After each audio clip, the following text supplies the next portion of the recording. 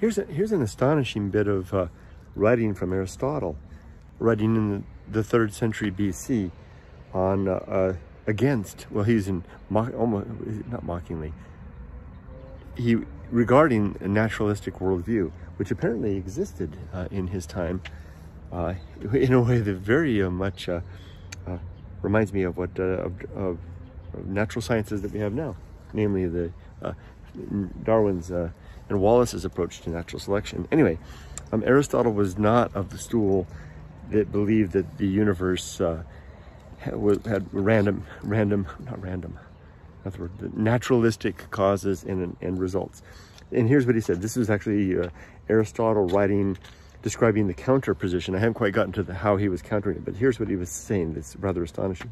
He says, Aristotle wrote, why, says Aristotle, remember this is in the 3rd century BC, why should we look on the operations of nature as dictated by a purpose and intended to realize some desirable end?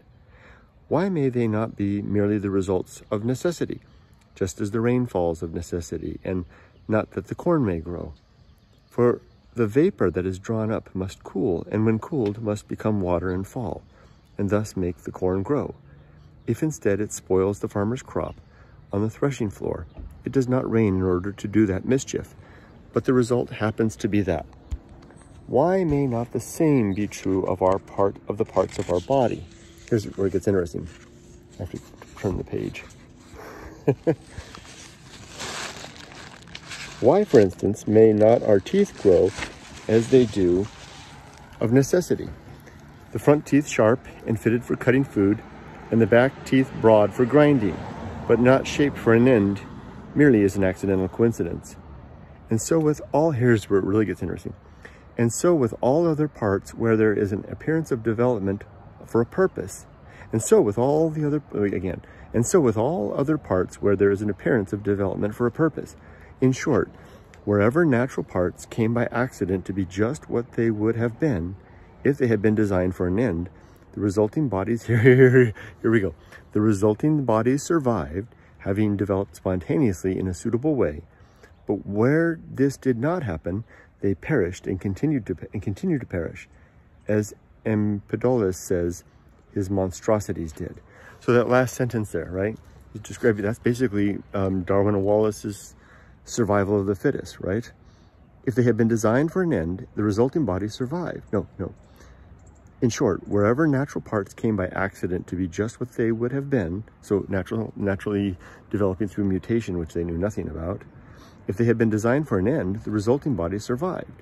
So if the result was favorable, those bodies survived, having developed spontaneously in a suitable way, having developed in a way, he almost says it perfectly, spontaneously.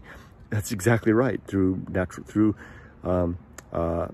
gene mutation is the mechanism. But where this did not happen, they perished and continue to perish. That is right there, a full 2 millennia, well, two plus millennia ahead of Darwin and Wallace. Aristotle laying out the basic principle, or actually Aristotle laying out the principles of natural selection, which he was against, but he was playing the part of the devil's advocate there in that regard. So I can't wait to read on about what he offered as a counter. So clearly Aristotle is going to suggest that indeed there was something behind it, some mind or some intelligence behind it, that it wasn't just the natural selection, not naturally occurring. It'll be interesting to read. So there we go. Carry on.